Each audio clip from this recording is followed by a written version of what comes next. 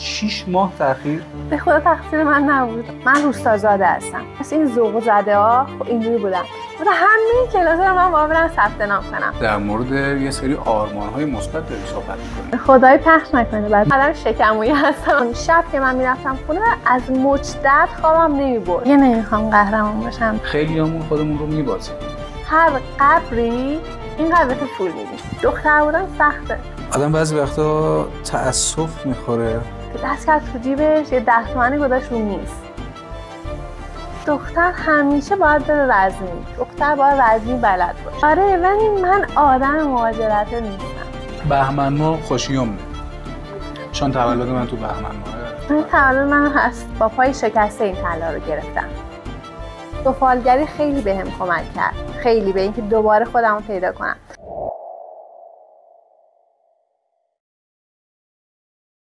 سلام علیکم به اپیزود 5 از فصل 3 همسایگری. خیلی خوش اومدین. یه مهمونی داریم که 6 ماه ما در به در دنبالشیم که بتونیم باهاش گفتگو بکنیم. یا شرق کره زمینه یا غرب کره زمینه. وقتی هم هست که پیداش نمیشه، ولی خب بالاخره گیرش آوردیم و خدا رو شکر با تقریبا 20 دقیقه تاخیر رسیدش. ولی خب خارج از شوخی افتخار میکنم که میخوام گفتگو بکنم با یک دختر فوق‌العاده قوی، یک دختری که هم قهرمان و مایه سربلندی همه ماست، همه ما ایرانی‌ها، مخصوصا شیرازی‌ها و استان فارسی‌ها، و در کنارش نخبه هم هست که کلی اونم مایه سربلندی و کیفه. با افتخار دعوت میکنم که بیننده اپیزود 5 از گفتگوی من و لیلا کشاورزی عزیز باشه. خیلی خوش اومدید. ممنونم. سلامت باشین. بازم عذرخواهی میکنم به خاطر این تأخیر. آخه یه ذره زیاد نشد تأخیره. اصلا 6 ماه.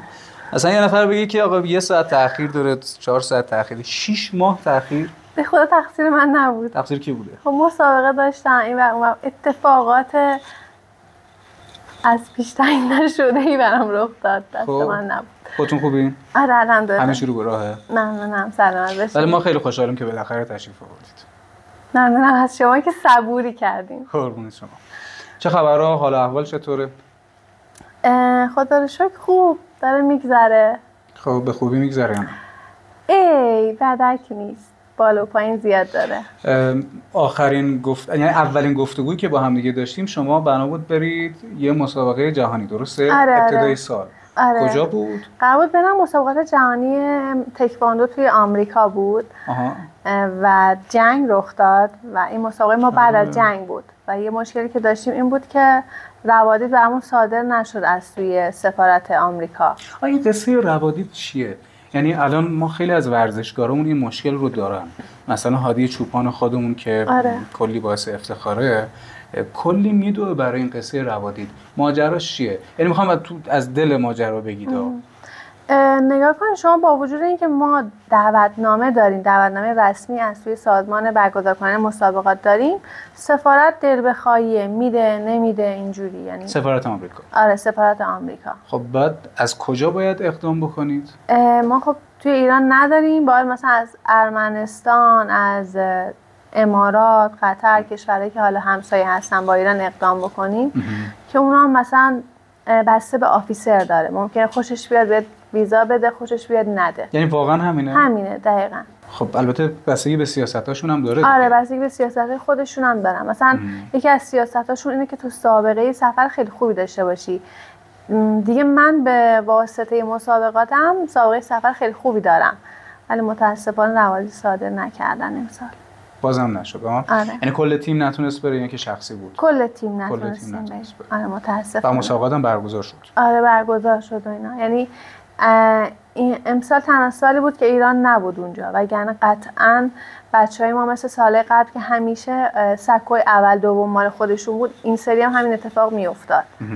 ولی خب حالا نسبت به سیاستایی که داشتن توی آمریکا برگزار شد و اینجوری شد که ایران دستش باز موند از گرفتن مدال. الان ما توی جام جهانی فوتبال هم این قصه رو داریم دیگه. توی 3 تا کشور برگزار میشه.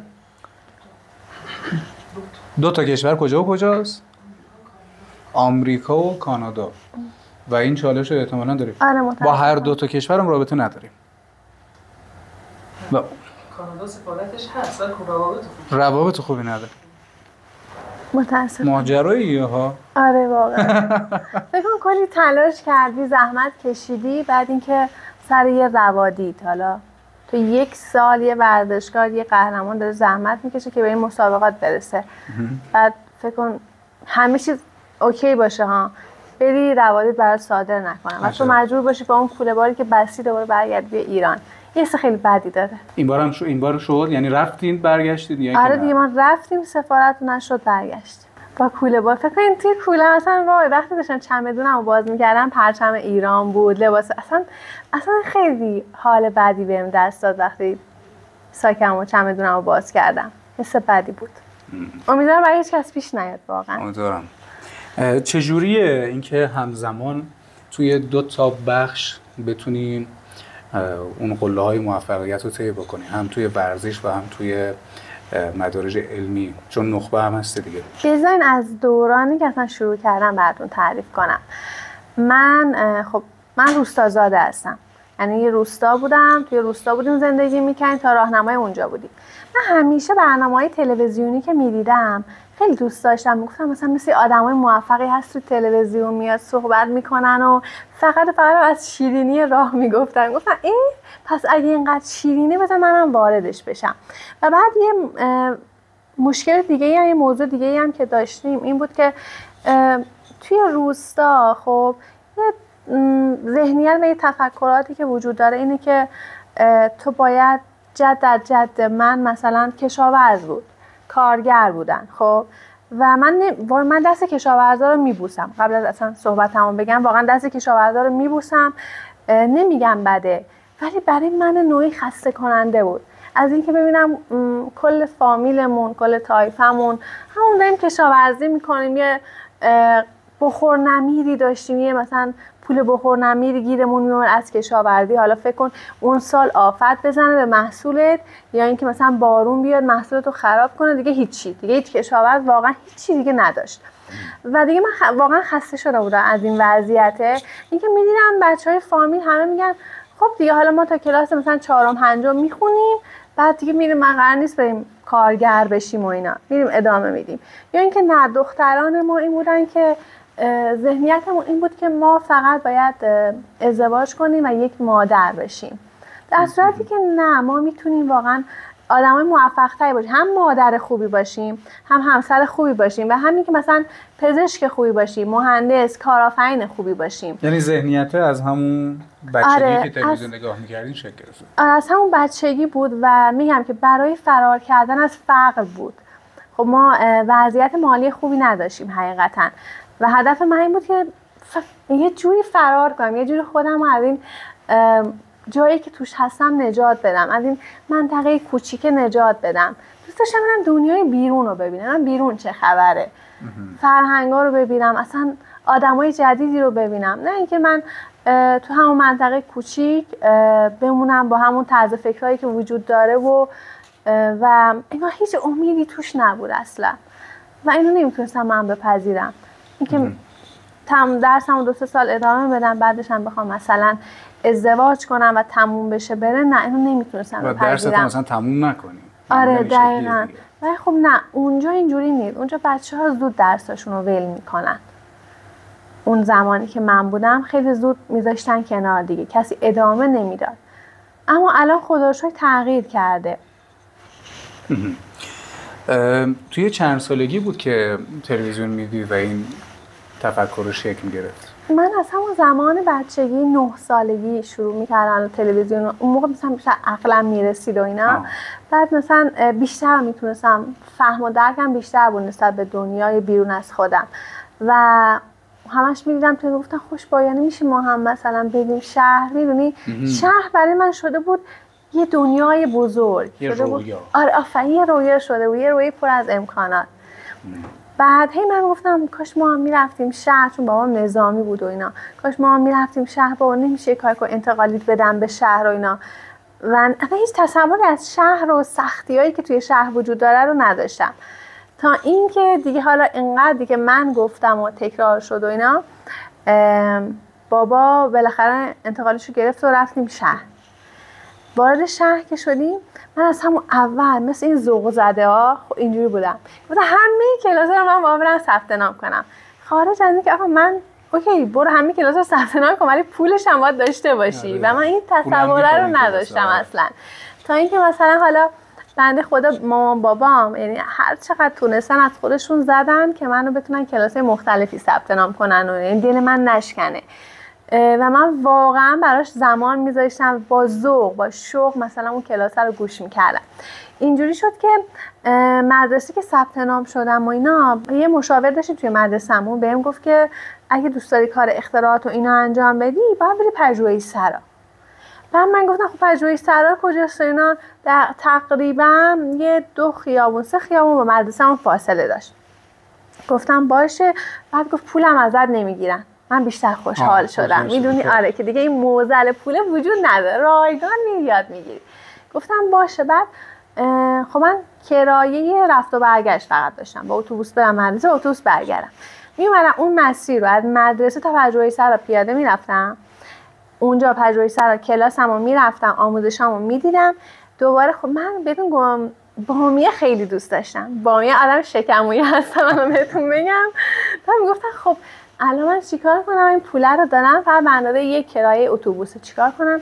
میومدم از اون مسیر پژوهش سرا تا اون پایانه آخر خط که دیگه بابا میومد دنبالم پیاده روی میکردم. خیلی مسیر طولانی بود، جوری بود که بعد به خودم برای که مثلا ناراحتم نشم و اینا، خب مثلا از این یعنی فقره بهم چیره نشه، خب نسبت به بقیه که حالا تو خیابون میدیدم همه چی دارن و اینا، میگفتن اشکالی نداره لیلا، تو داری هم ورزش میکنی، همین که داری لذت میبری، بازار رو میبینی و همین که از همه مهمتر بامیه که دوست داری هم میخوری. خب بعد دیگه این روال رو من ادامه در صورتی که حالا اصلا فکر کن شب که من میرفتم خونه از مجدد خوابم نمیبرد.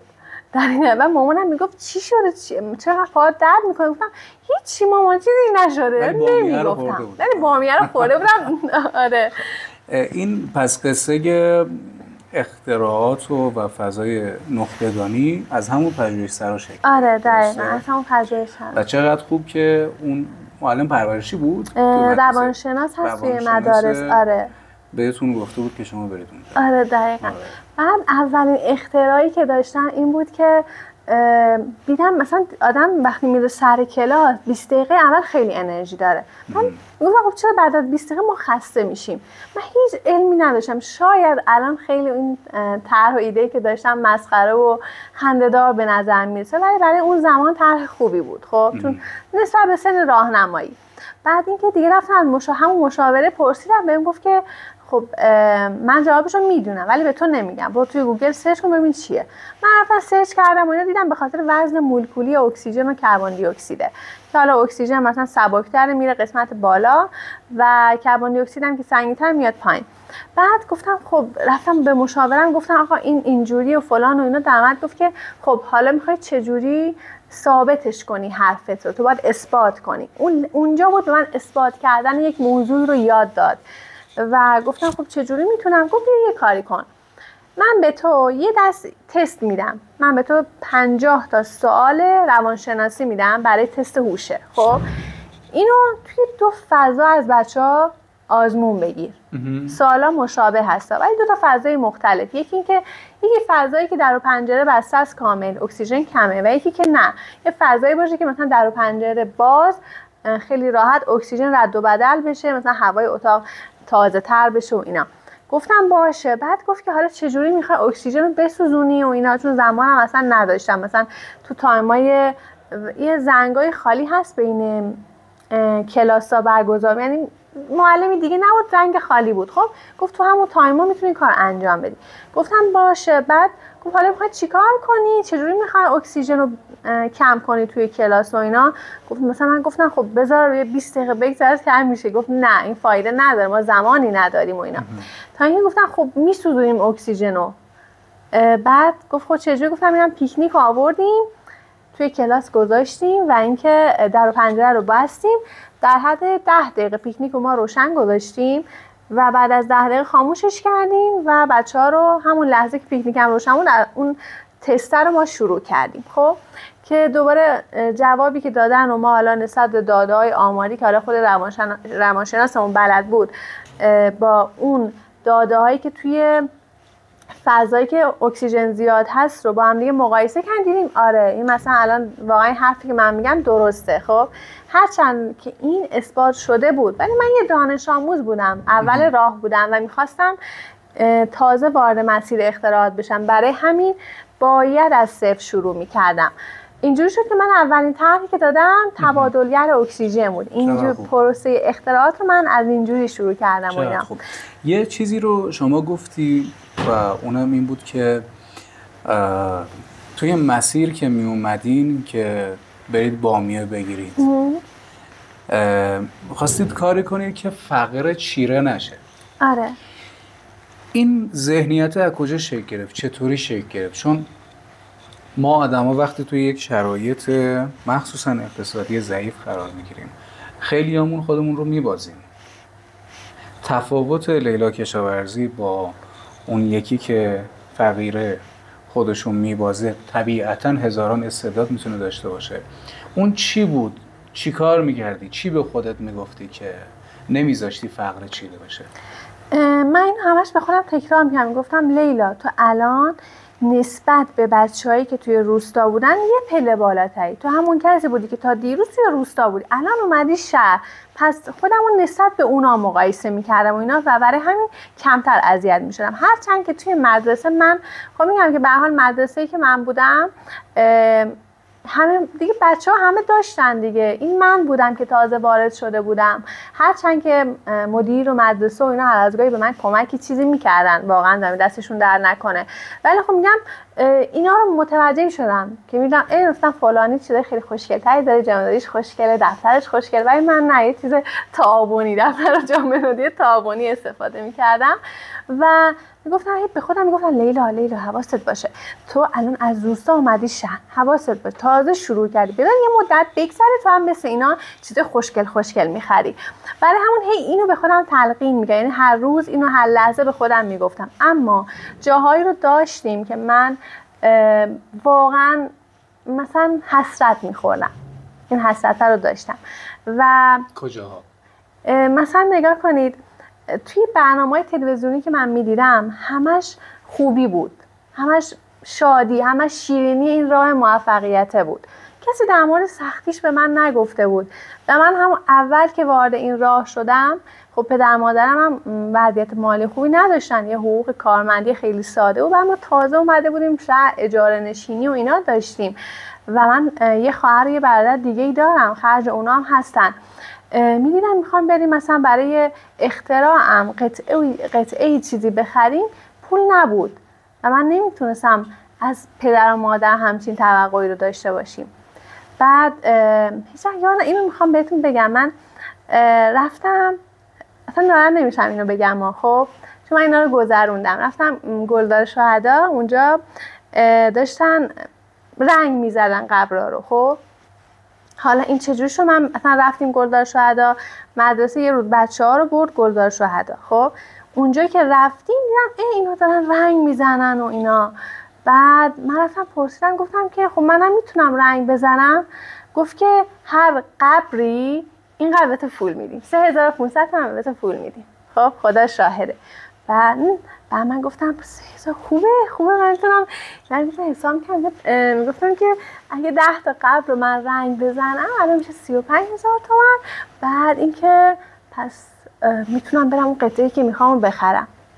و من اینو به پدر مادرم اصلا نگفتم این موضوع رو. خب و به بهانه‌هایی میگفتم من میتونم مثلا بعد از مدرسه بیام، هر روزم نه نمیتونستم برم، گفتم 2 روز بعد از مدرسه مثلا 5 شنبه، به بهانه این که مثلا مامان من هم دارم میرم سر قبر شهدا رو هم میخوام زیارت کنم، همین که میخوام حالا برم باشم یکم درد و دل کنم. مامانم میگفت باشه.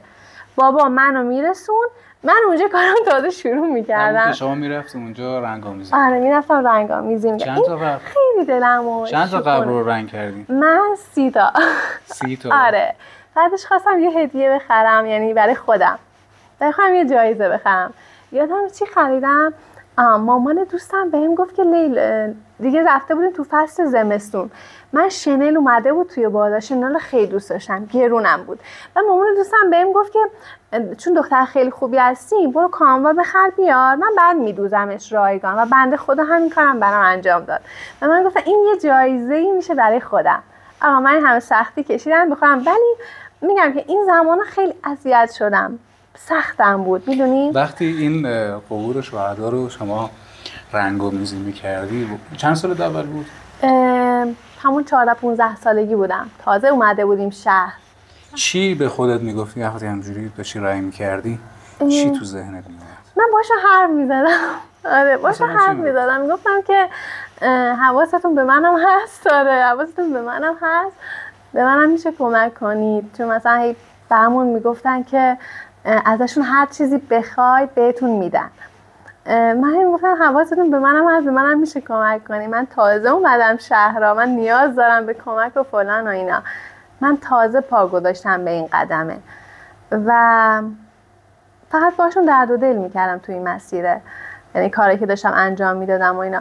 و بعد یه چیز دیگه که بود، یادمه یه جای دیگه که خیلی شکستم توی پشت در این اداره ها بود. خیلی خیلی خیلی شکستم، من هیچ وقت یادم نمیره. من یه زمانی که دیگه حالا وارد پروسه تیم ملی شدم و اینا، هم اولین سال که می‌خواستم برم قهرمانی جهان، من رفتم پیش یه مسئولی توی شورای شهر. خب اسمشون حالا نیستش الانا، ولی قبلا بود. رفتم پیش یه مسئولی که منو حمایت کنه. اول که ما 4 ساعت پشت در این مسئول موندیم تا این مسئول مثلا حالا بیاد منو ببینه و اینا. با مادرم بودیم. بعد رفتیم داخل، دفعه مسئول بهم گفت که خب حالا برای چی اومدی؟ حالا فکر کن من لیلا کشاورز چند تا مدال کشوری و اینا کسب کردم توی تکواندو، توی حالا اختراعات و اینا. بعد گفتم که خب من میخوام برم مسابقه، پول ندارم، میخواستم اگه بشه منو حمایت کنید، یه بخشی یه چیزی واقعا نیاز دارم و قولم بهتون میدم که 100% مدال میگیرم. اینجوری شد که مسئول دعوت یه نگاهی به من کرد سر تا پا جدی، یه نگاه تحقیرآمیز. خب بعد دست کرد تو جیبش، یه 10 تومانی گذاشت رو میز. اصلا اینو یادم نمیره. من فقط زیر چشمی دستای مامانم رو نگاه میکردم، یا مامانم دستشو مشت کرده. اونجا واقعا غرورم شکست. اینو یادم نمیره، هرچند که حالا گذشته و اینا. بعد اینکه دیگه اومدیم بیرون، مامانم میگفت که خدا بزرگه دخترم، نگران نباش، خدا بزرگه. اپیزود قبل یک مهمان بسیار دوست داشتنی داشتم، آرش جمال‌الدینی عزیز. یه جمله ماندگاری گفت بعضی وقتا اخلاق حلقه گم شده بین ما آدما میشه. آدم بعضی وقتا تأسف میخوره که چرا همکلام میشه با بعضی آدم‌هایی که نه وجاهت دارن، نه شرافت دارن، نه لیاقت دارن برای بودن توی محیط انسانیت. و من نمیدونم شما اون لحظه چه حسی داشتید، نمیدونم مادرت چه حسی داشته، ولی با شنیدنش حداقل خودم شنیدم منقلب شدم و بگذاریم. خب بعد اصلا چی شد شما وارد فاز تکواندو شدین؟ میگم که دیگه وارد شهر که شده بودم میخواستم از همه چی استفاده کنم. خب من میگفتم که خب مامانم یه دیدگاهی که داشت میگفت دختر همیشه باید بره رزمی، دختر باید رزمی بلد باشه، نیازه برای دفاع از خودش. بزنه همه رو شتک کنه. آره میگفت برای دفاع از خود دختر. من نه، میگفت روحیت رو قوی تر میکنه. به خانم کشاورزی که زنگ زدم بعد از 6 ماه تأخیر، گفتم خانم کشاورزی دعوام میشه، یا شما منو میزنی یا من شما رو میزنم. فکر کنم من که نمیتونم شما منو میزنی احتمالاً. این همون در حقیقت این نتیجه همون نگاه مادرتونه. آره مامانم گفت که هم روحیتم قوی تر میشه، ولی باور کن رو روحیم هیچ تأثیری نداشت. باعث شد من خیلی تو این راه خیلی دلنازک شدم. بعد آره دیگه من اینجوری خب از چند سالگی شروع کردید؟ کجا شروع کردید؟ اولین باشگاه، اولین مربی؟ دستقیب بود. من خب مربی زیادی رو عوض کردم. دستقیب بود. اولین مربیم خانم رکنی بودن. اولین مربی من. بعد از اون دیگه رفتم پیش خانم نوروزی و با خانم نوروزی عضو تیم ملی شدم. آفرین. آره دیگه رفتنی فیکس تیم ملی و قهرمانی جهان و اینا شروع شد و الان هم یه چند سالی هست که در خدمت استاد اسدپور هستم، یعنی شاگردی ایشون رو میکنم و الان هم ایشون سرمربی تیم ملی هستن. چقدر خوب. دختر بودن سخته. چرا سخته؟ مخصوصا وقتی وضعیت مالی خوبی نداشته باشی. بعد من از چی خیلی دلم میگیره، من مسابقه حالا یه مدتی هست، خب 6-7 ماهی هست، من هرچی الان مقام و افتخار کسب میکنم یه عده میان میگن که افتخاراتی کسب کرده فیکه، نمیدونم رفته ضد رهبر سخنرانی کرده و اینا. توی شیراز خودم یه چند نفری هستن این حرفا رو میزنن و میرن به مسئولین میگن. بعد من خیلی دلم میگیره ازشون، میگم که حداقل برای من دختری که با فقر دست و پنجه نرم کردم و توی چه شرایطی مجبور بودم خودم رو نجات بدم، حداقل تویی که حاضر نیستی حتی 1 ساعت کفش منو بپوشی، حداقل نظر نده.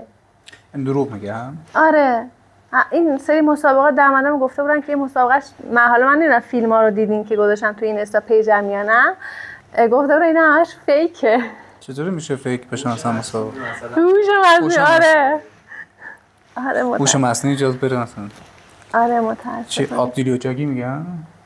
آبدیلیوچاگی آره. هوش مصنوعی بره جاد اینا رو بزنه. نه اصلا فکر کن داور 5-6 کشور دیگه کنار منن. آره من فیک. بقیه چی؟ یعنی بقیه هم تو داریم میگی من ساختگی درست کردم. کیک یا واقعیه تو. آره دقیقاً. میگن شما کیکی واقعی نیست. یه مسیر رشد فردی هست که ما خیلی همون از بیرون یک ظاهر اتو کشیده قهرمان و نخبه این شکلی رو میبینیم. توی این مسیر گفتگومون خیلی جاها از دلنازک بودن، از شکسته شدن، از تحقیر شدن من شنیدم.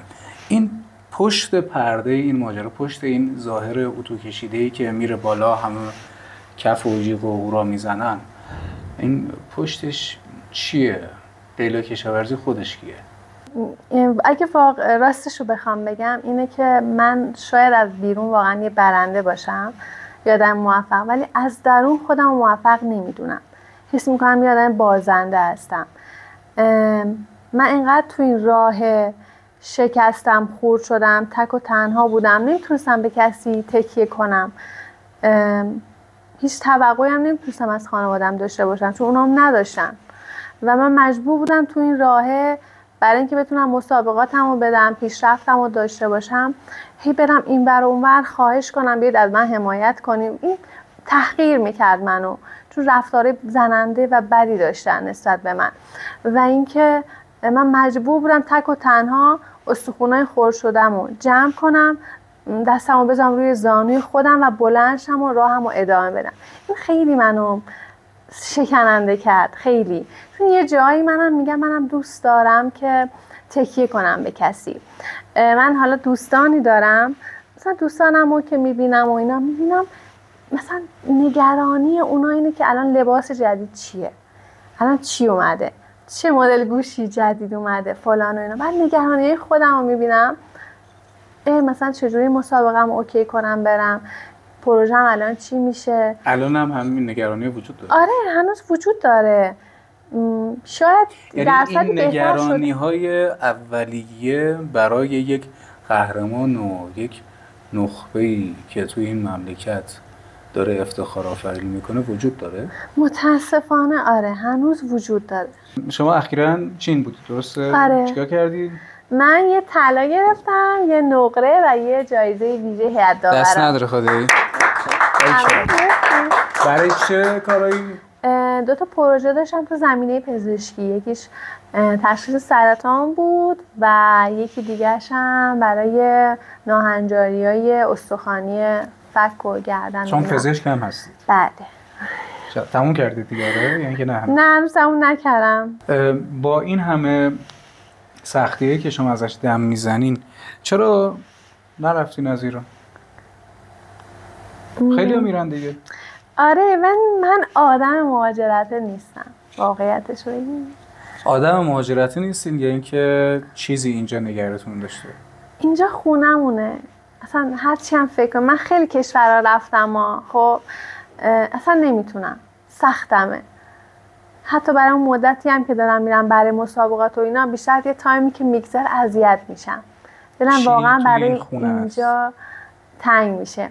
یه چیزی که خودم رو همیشه مدیون میدونم و میگم این فکر میکنم رسالت منه که برای این کار به دنیا اومدم، اینه که دوست دارم این نگرشه رو توی مناطق محروم، توی روستا تغییر بدم. نگرششون نسبت به بچه‌هاشون، این که همیشه اون خوبه رو برای بقیه نخوایم، برای بچه‌های خودمونم بخوایم. همیشه نه مثلا نگیم این فلانی دکتر مهندس شد به به چه چه نکنیم براشون، بکنیم. ولی دارم میگم برای بچه‌های خودمونم همین خواسته و همین آرزوهای قشنگ رو داشته باشیم. دوست دارم این نگرش عوض بشه، مخصوصا نسبت به دختران مناطق محروم، دختران روستایی ما، چون خیلی خیلی استعداد دارن، توانایی دارن و واقعا میتونن در کنار مادر خوب بودن، همسر خوب بودن، یک پزشک، مهندس، یک کارآفرین خوبی بشه و خودشون رو این به خود باوریه برسن. لیلا کشاورزی چه تأثیری روی بچه‌های روستایی که ازش اومده گذاشته؟ من همین چند روز پیش دعوتم کرده بودن، حالا یک باشگاه خیلی کوچیکی توی روستامون زدن، منو دعوت کردن اونجا که حالا برم پیش بچه‌های روستایی و اینا. من رفتم پیششون، دیدم ای وای پسرا دارن یه گوشه تمرین میکنن، پسر بچه‌ها، چند تا دختر بچه هم یه گوشه هست. حالا فکر کنید این موضوع برای مناطق ما خیلی موضوع بزرگیه. چرا؟ چون ما میگیم که مثلا یه نگاهایی داریم نسبت به اینکه آقا دختر و پسر نباید حالا در کنار هم دیگه تمرین کنن و اینا، ولی من دیدم چه قشنگ دختران ما، دختران روستایی ما اون گوشه دارن تمرین میکنن و از دور دارن تکنیکی که استاد داره یاد پسر بچه‌ها میده رو نگاه میکنن و خودشون میزنن. و این اصلا خیلی خوشحال شدم و اینا، حس کردم اصلا انگار بهترین جایزه بود که به من دادن. گفتم ای خدای شکرت که این همه کار، این همه اذیتی که من شدم حداقل 0.01% تاثیر گذاشته روی خانواده هاشون و متوجه شدن بچه هاشون تواناییش رو دارن، بچه های اونا هم میتونن لیلاهای بهتری بشن، از من بهتر بشن. آقا من نصفه راه رو اومدم و یه آدم خستم، شاید دیگه نتونم ادامه بدم. میگم اون شما برین ادامه راه من رو انجام بدین. شما اگر دوباره برگردی همون روزی که اومدین شهر دوباره این مسیر رو انتخاب میکنی؟ خب بذار اینو اینجوری بگم، میگن که کاش میشد سرنوشت خیش را از سرنوشت، کاش میشد اندکی تاریخ را بهتر نوشت، کاش میشد پشت پا زد بر تمام چی بود بچه ها یادتونه؟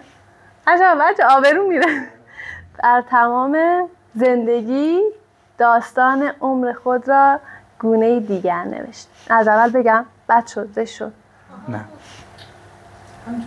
نه چرا از اول بگم؟ برمون نرده بچه تو رو خدا حواستون باشید مسخرم نکنن. نمیره.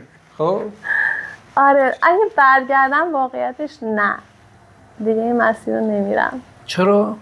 الان خیلی ها آرزوشون قهرمانی جهانه، خیلی ها آرزوشون مقامای جهانی، خیلی آرزوشونه که پزشک بشن. همه اینا رو داری که؟ نه دیگه قهرمانی اون نه، قهرمانی خوب نیست اصلا. نمی‌فهمم چیه اون وسط؟ ما در مورد یه سری آرمان‌های مثبت داریم صحبت می‌کنیم. آره. یه سری آرزوه دیگه، هدف چیه پشت اون قصه که لیلا کشاورزی که به خب اینا رسیده الان میگه نه اصلا من دیگه اینا رو انتخاب دیگه نمیخوام قهرمان باشم. یعنی ترجیح میدم که یه زندگی ساده ای رو داشته باشم، چون خیلی اذیت شدم. یعنی روح من واقعا شکسته و من هنوز بعضی جاها بهم میگن تو الگویی، ولی به نظر من الگو نیستم. من نتونستم خودم رو ترمیم کنم، چجوری میتونم الگوی کسی باشم؟ و هنوز زخمای روی قلب من هنوز مونده، روی قلب و روح من هنوز مونده و این خیلی داره من اذیت میکنه. من اینقدر این روزا شکننده شدم که در این حد که مثلا آستینم گیر میکنه به در، گریم میگیره، میزنم زیر گریه، اصلا حالم خوب نیست واقعا میگم. و برای همین که میگم اگه برگردم دیگه نمیخوام.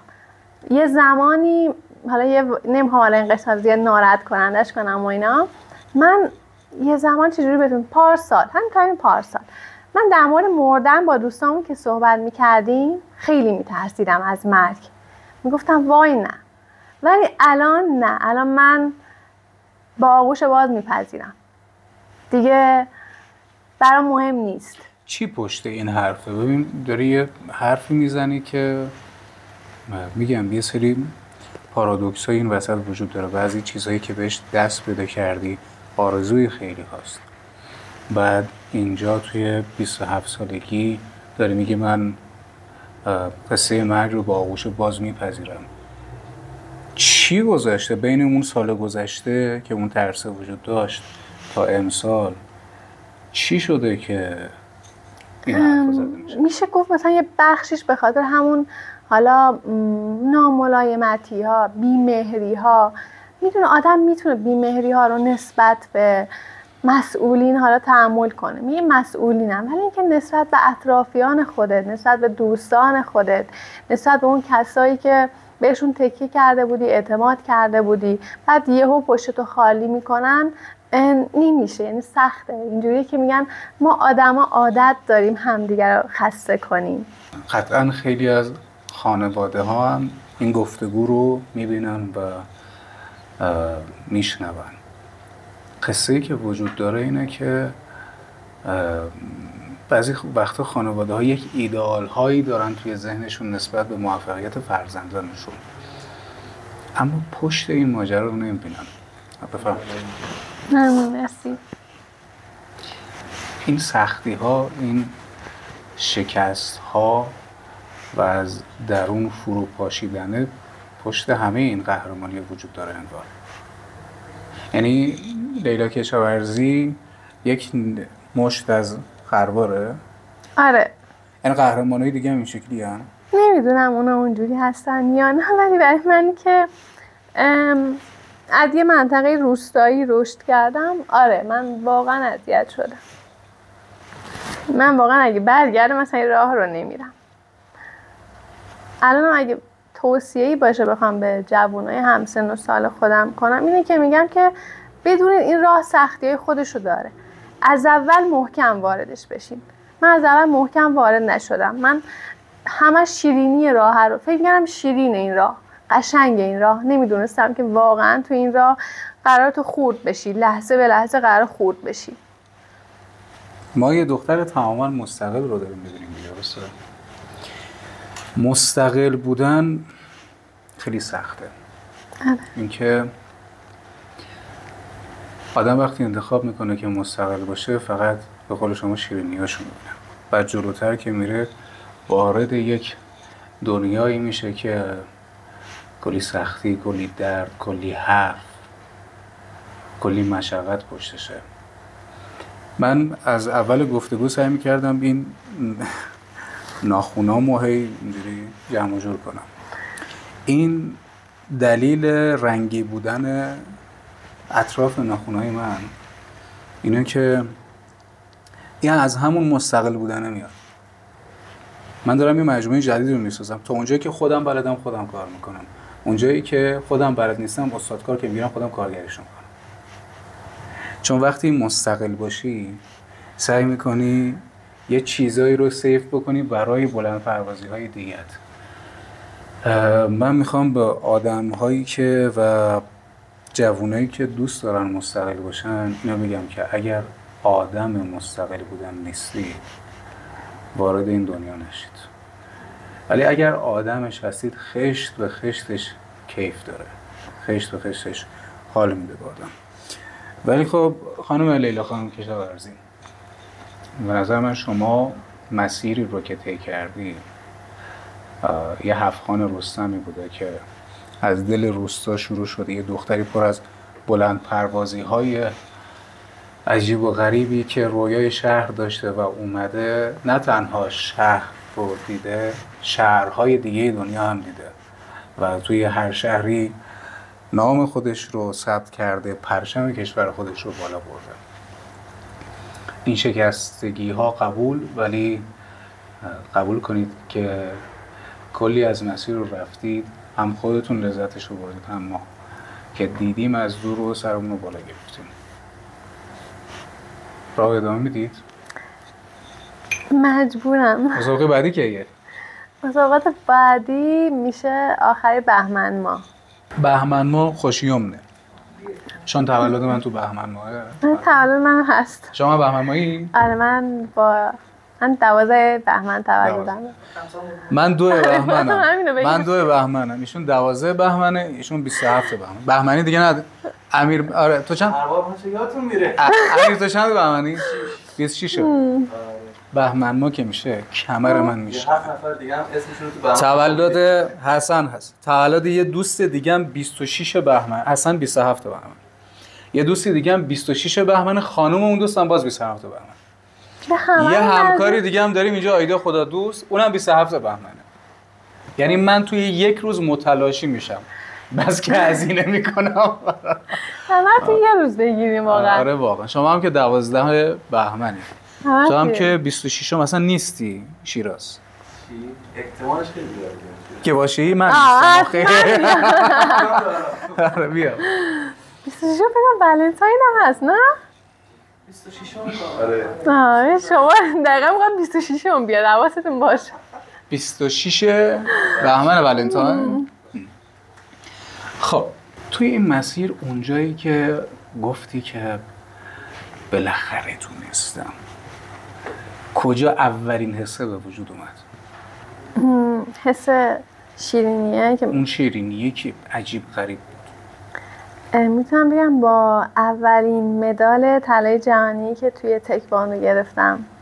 کجا بود؟ تو کدوم کشور بود؟ ایران بود؟ کره جنوبی بود. کره جنوبی. آره وقتی رو سکو بودی اون چی بود؟ 17 سالم بود اون زمان. 17 سال. آره، باریکلا. آفرین. آره. توی 17 سالگی وقتی روی سکو بودی چی با خودت میگفتی؟ من چون برای این مسابقه میخواستم برم، مامانم انگشترش رو فروخته بود. حالا تا تهران میخواستم برم. خب بعد اونجا میگفتم رسیدم یه انگشتر برای مامانم میخرم. یعنی اون لحظه تو بالای سگ، زمانی که مدال رو داشتم مینداختن گردنم، به فکر این بودم که برای مامانم اون انگشترش رو که فروخت برم بخرم. فروخت که شما برید برسم به تهران. آره. بعد دیگه از اونجا. آره.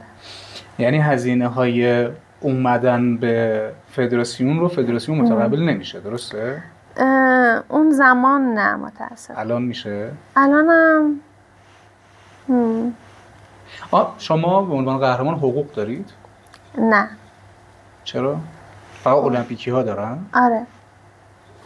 تکواندو المپیکی هست دیگه، درسته؟ آره. بعد انتخابی المپیک شما دارید؟ ما نداریم نه. چرا؟ چون ما تو بخش هانماداینگ هستیم، هانماداینگ المپیک نداره. مثل پومسه المپیک نداره. چیه این که میگید؟ مثل حالا نه یه چیزی آخه اینو دیگه دیگه این دیگه قفله دیگه. اشکال نداره. هانماداینگ یعنی شکستن اجسام، پرش، رکوردیا. من شکستن اجسام نیستم. نه من نیستم. یه لحظه. نه من به من نمیخوره شکستن اجسام باشم. من رکوردیا هستم. یعنی چیکار میکنی؟ یه تکنیکی هست تو با 12 متر دورخیز داشته باشی از قبل و میدوی میری نسبت به اون رکوردی که دادی، میپری توی هوا. بعد یه تکنیکی هست مثلا تیوبچاگی، نوپیابچاگی، اونو میزنی. بچه‌ها تاتامی‌ها رو بیارید. آره من چی؟ آره. سال 2019 من طلای جهانی رو دوباره گرفتم. با پای شکسته این طلا رو گرفتم. لقب بال پرنده هم بهم دادن و ثبت رکورد جهانی هم شد چون بالاترین رکورد رو زده بودم. آفرین. آره. با پای شکسته. با پای شکسته. آره روز قبلش پام تو گچ بود. چون توی مسابقات پام پای فینال شکست. یعنی توی گچ بود بعد بیرون آوردید؟ آره همون روز مسابقه بیرونش آوردم و اسپری آیس رو روی پام خالی کردم و رفتم تو زمین. و طلا گرفتم. آره. باریکلا. من واقعا بچه‌ها از اول گفتگو تا الان تماما یه دختر قوی رو دارم میبینم، فوق قوی که همه چی رو پشت سر گذاشته و واقعا باریکلا. پوستش هم کنده شد تا اینجا رسید. پوستش کنده شده ولی حسابی. نشدن برای لیلا کشاورزی چه معنی داره؟ نشدن، میدونید خیلی میان به من میگن وای این کار سخته، وای نمیتونم انجامش بدم و اینا. اون لحظه همش این برام مرور میشه که من با یه تن زخمی جنگیدم، من با چشمان گریون به سوی تغییر دویدم و با دلی شکسته خوندم، نوشتم، یاد گرفتم و عشق ورزیدم. نمیگم سخت بود، ولی خب من مجبور بودم خودم رو از لجنزارهای تاریک زندگیم نجات میدادم و بارها و بارها تلاش میکردم برای زنده کردن احساساتم، برای دوباره خندیدنم. و اینکه واسه همین که طرف وقتی داره بهم میگه نمیشه، و اینم میخوام بهتون بگم قبلش، اینکه من خیلی سعی کردم که با ساده ترین چیزا توی زندگیم لبخند بزنم و با بزرگترین غم ها هم زندگی کنم. واسه همین وقتی طرف داره به من میگه که نشد، نمیتونم، سخته، من یه لحظه خودم رو میبینم، زندگی خودم، راهی که خودم اومدم رو میگم دیگه تو از من راهت سخت‌تر که نیست و برای من هیچ مفهوم و هیچ معنی نداره و نشدن معنی نداره. آره چقدر خوب. میونه همه این سختی ها بالاخره آدم یه جاهایی هست که حالش با کارهایی که میکنه خوبه. برای لیلا کشاورزی اون موقع چه موقعیه؟ واقعیتش من کار هنری خیلی دوست دارم و سفالگر خیلی ماهری هم هستم. جدی؟ آره. چه خوب. سفالگری رو چجوری اصلا شروع کردم؟ یه برهه‌ای از زمان بود که من واقعا حالم خیلی بد بود. بعد از سال 2023 من توی مسابقات قهرمانی جهانم باختم و منی که مثلا هر سال طلا میگرفتم، اون سال من برنز گرفتم و این یه ضربه خیلی بدی به من وارد شد، یعنی یه فشار روحی و روانی بدی از سمت حالا هم خودم داشتم هم اطرافیانم هم بیشتر اینو تشدیدش میکردن. من وقتی اومدم ایران دیگه کلن یعنی گذاشتم کنار همه چی رو، گفتم بذار همه چیزی که تموم بشه و خیلی حالم بد بود، جوری که حتی من مسابقات علمیمو گذاشتم کنار، مسابقات ورزشیمو گذاشتم کنار، تمرینامو گذاشتم کنار، هیچ کاری انجام نمیدادم. گفتم میخوام بگذره روزام، این هم مدت تلاش کردم مثلا چی شد، الانم میخوام یکم به خودم استراحت بدم. بعد اینکه اینجوری شد که من اون تایم حالا رفتم سراغ هنر، رفتم سراغ سفالگری و یعنی میدونم کار کردم با گل و لای. گل خیلی حال آدم خوب میکنه، خیلی اصلا بوی خاک، بوی گل که به مشامت که میخوره اصلا مست میشی. من واقعا میتونم بگم که سفالگری خیلی بهم کمک کرد، خیلی به اینکه دوباره خودم رو پیدا کنم. توی سفالگری تکنیک هایی که داره شبیه زندگی آدم هاست. توی سفالگری ما باید گل رو خوب وردش بدیم، یعنی که مثلا ورد دادن سر اینه که اون حبابایی که توی این گله هست برطرف بشه. اگه تو گله رو ورد ندی، خب باعث میشه اون محصولی که میسازی، اون حالا لیوانی، تنگی، چیزی که میسازی بعد که گذاشتی توی کوره بترکه. این میشه همین آدمی، دقیقا آدمی تو زندگیش هم همینه. یه جاهایی نیاز داره که بذاره کنار، یه جاهایی نیاز داره بگه من شکست خوردم، یه جایی نیاز داره گریه کنه. نه اینکه همش بریزیم توی خودمون نقش آدمای خیلی قوی رو بازی کنیم که بتونیم بگیم که آقا نه من یه آدم قوی هستم، هیچ کس نمیتونه منو شکست بده و اینا. و هی مثلا من داشتم سفالگری که میکردم میدیدم چقدر شبیه زندگی ما آدم ها هست و میگم که خیلی خیلی بهم کمک کرد که تونستم دوباره خودم رو پیدا کنم و بعد از 3-4 ماه دوباره شروع کردم مسیرمو. انگار نیاز به یه توقفی بود. آره نیاز به یه توقفی داشتیم.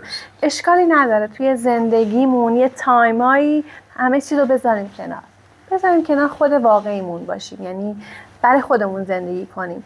و من فکر میکنم اگر اون کارا نمی‌کردم شاید دیگه نمیتونستم ادامه بدم. بازم همچنان ادامه میدید سفالگری؟ این که آره همچنان ادامه میدم. خیلی موزه خوبه. همسیاره‌ای چی؟ چه نمی‌بینی؟ از آقای موردی چی دوست داریم؟ یه ست لیوان بشقاب خوبه وقتی بیارم به تعداد بچه‌ها. به تعداد بچه‌ها مخصوصا برای امیرعلی.